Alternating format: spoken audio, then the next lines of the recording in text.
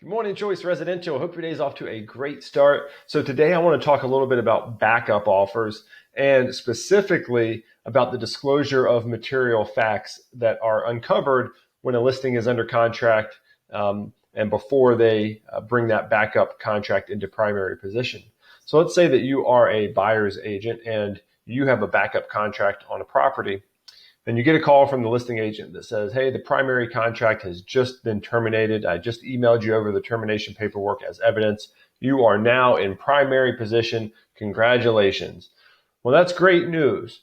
But then they follow that statement up and they say, oh, by the way, the previous buyers had a home inspection done. And turns out there are some foundation issues and some roof issues and some HVAC issues as well. Just wanted to let you know about those. Here's where you can send the due diligence check, right? So that then presents a problem because you've now been brought into the primary contract position. And then after that, you're made aware of material facts that have newly learned material facts about the property.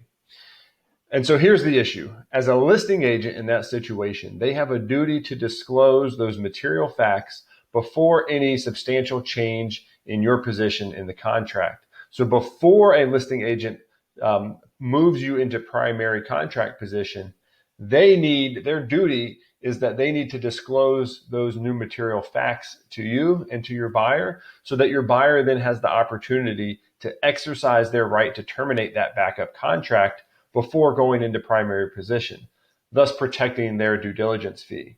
So in a situation like this, if you're the buyer's agent and you are made aware that you are now primary position, but then are informed of the new material facts, you have a case or your buyer has a case to say, hang on, we should have been made aware of this before being put into primary position.